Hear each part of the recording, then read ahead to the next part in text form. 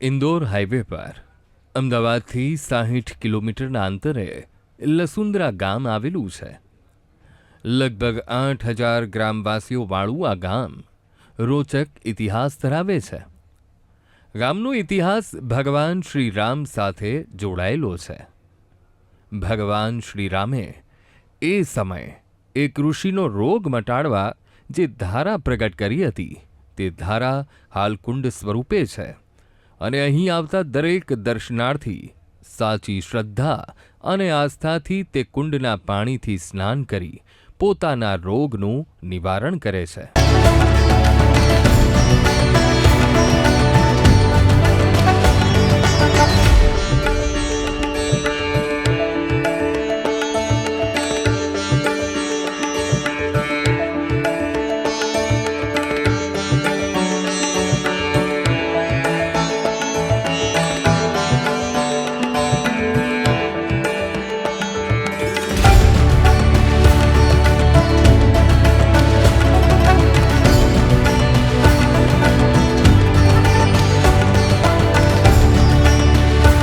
અને આ રામજી મંદિર વર્ષો જૂનું છે, સરભંગ ઋષિ વખતનું. બરાબર. અહીં નીચે ગરમ ઠંડા પાણીના કુંડ છે અને ત્યાં કોઈ નાય તો એના શરીરના કુળ અને કરોડિયા મટી જાય છે એવી માન્યતા છે. બરાબર. અને અહીં શિવરાત્રિ પર મેળો ભરાય છે અને અહીં બધા ટુરિસ્ટો બધા આવે છે.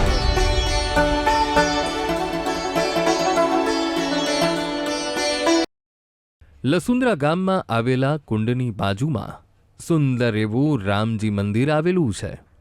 આ મંદિરમાં શ્રી રામજી, લક્ષ્મણજી અને તેમની વચ્ચે ગરુડ પર લક્ષ્મી નારાયણ બિરાજમાન છે.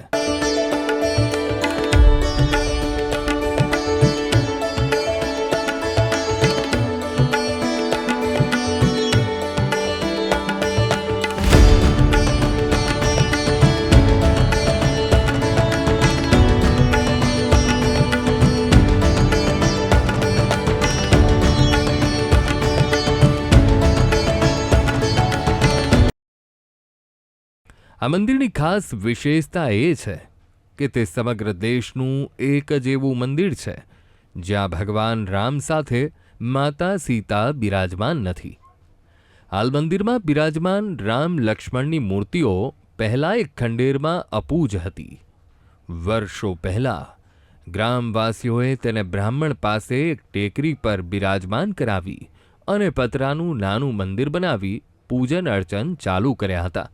અને વર્ષો બાદ એટલે આજથી 30 વર્ષ પહેલા ગામ લોકોના સહયોગથી સુંદર મંદિરનું નિર્માણ કરી મૂર્તિઓની પ્રાણ પ્રતિષ્ઠા કરવામાં આવી.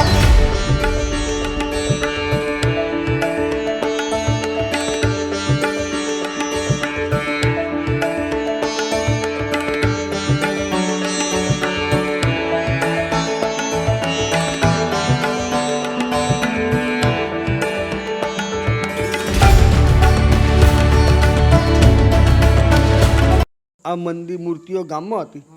પછી ગામવાળાએ બધા ભેગા થઈને અહીંયા છાપરામાં પતરાવાળા મંદિરનું જેવું સિંહાસન બનાવીને ત્યાં પ્રતિષ્ઠા કરી. પછી અમારા બાપુજીના સાથ અને સહકારથી એમના વાક્યથી એમની વાણીથી બધા ગામ લોકોએ સાથ સહકાર કરી અને નવું રામજી મંદિર બનાવ્યું છે.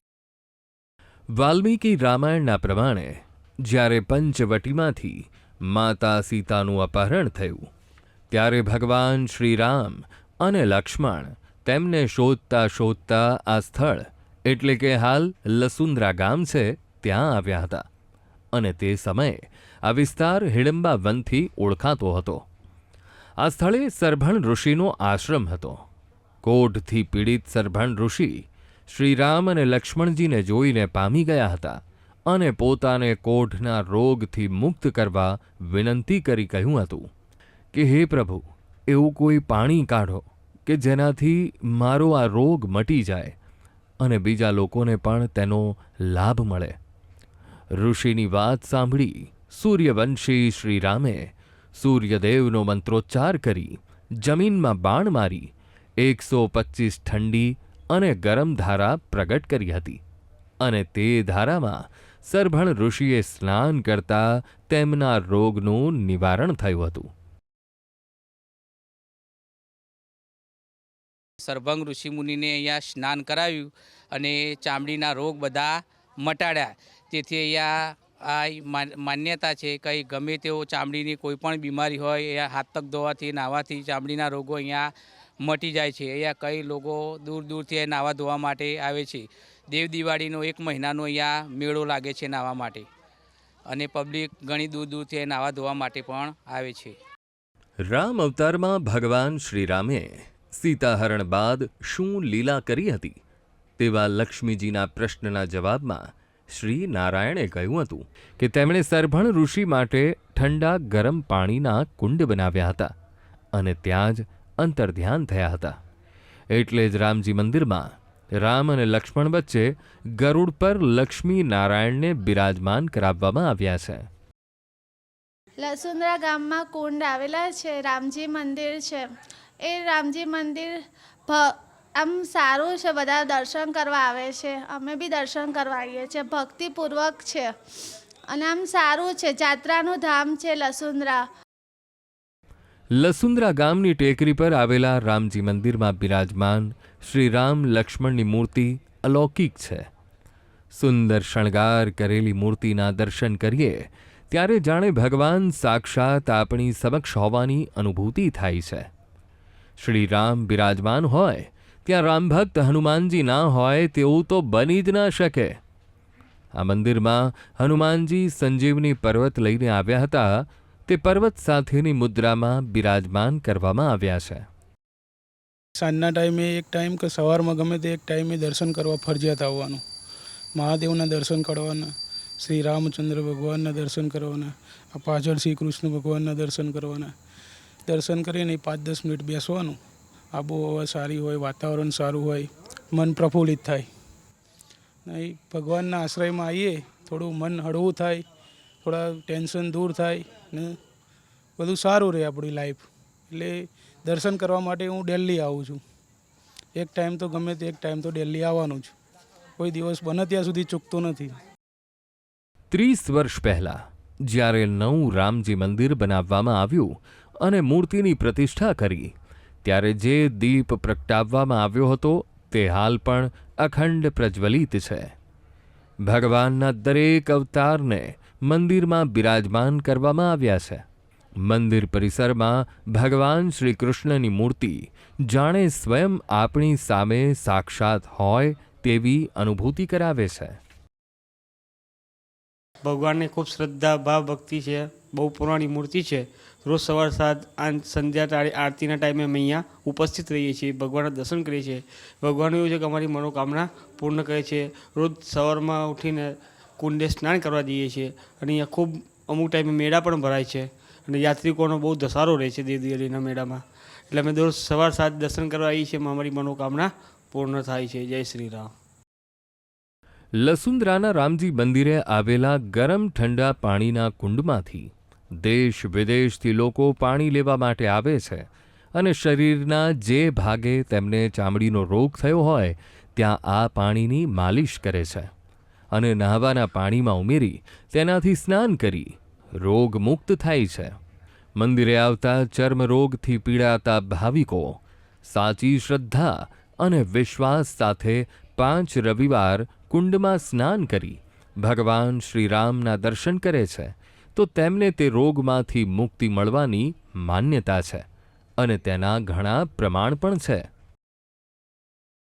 નાનપણથી હું આ બંને ટાઈમ મંદિરમાં દર્શન સવાર સાંજ કરવા માટે આવું છું. ઘણી વખત કુંડે નાહવા આવીએ, સવારમાં દર્શન કરીને જઈએ. અહીંયા ઘણા લોકો નાહવા માટે આવે છે અને અહીંયા કુંડનું મહાત્મા એવું છે કે ચામડીના રોગો મટે છે. અને શિવનું મંદિર ઘણું પુરાણું છે. અહીંયા 4-5 મંદિર છે. રામ, કૃષ્ણ, શિવ, હનુમાનજીનું મંદિર છે, બળિયાદેવનું મંદિર છે. અહીંયા યાત્રિકોને રહેવા માટે ધર્મશાળા પણ છે. કોઈ યાત્રિકોને રોકાવું હોય તો રાત્રે રોકાણ, એમના રસોડા કરવાની જગ્યા, પાણીની બધી સગવડ છે. દર પૂનમના દિવસે મંદિરે મેળો ભરાય છે. મેળામાં હજારોની સંખ્યામાં ભાવિ ભક્તો દર્શન કરવા આવે છે. વર્ષોથી ભરાતા આ મેળામાં અસંખ્ય ભાવિકો કુંડમાં સ્નાન કરે છે. આ કુંડમાં ક્યારેય પાણી ખૂટ્યું નથી. જ્યારે આ વિસ્તારને દુષ્કાળગ્રસ્ત જાહેર કર્યો હતો અને ગામના લોકો માટે પીવાના પાણીના ટેન્કર લાવવામાં આવતા હતા ત્યારે પણ કુંડના પાણીમાં કોઈ ઓછપ આવી નહોતી અને આ સત્ય સદીઓથી ચાલતું આવ્યું છે. ગ્રામવાસીઓ કુંડમાં દર 2-3 દિવસે સ્નાન કરવા આવે છે અને રોજ 2000થી વધારે દર્શનાર્થીઓ કુંડમાં સ્નાન કરી સકારાત્મક ઉર્જા મેળવી ધન્ય થાય છે. અહીંયાની એક માન્યતા છે કે અહીંયા નાહવાથી અહીંયા પાણીના જે કંઈ શરીરના રોગ હોય એ દૂર થાય, ચામડીના રોગ દૂર થાય, એટલા માટે અમે આવ્યા છે. અને એમ બસ અમારે એક શ્રદ્ધા છે અને અમે અમારી ઈચ્છાથી અહીંયા આવ્યા છે.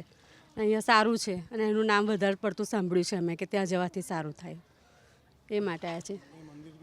હા, મંદિર રામ ભગવાનનું છે, શંકર ભગવાનનું મંદિર છે, ત્યાં દર્શન કરીને જ અમે અહીંયા આવ્યા છીએ.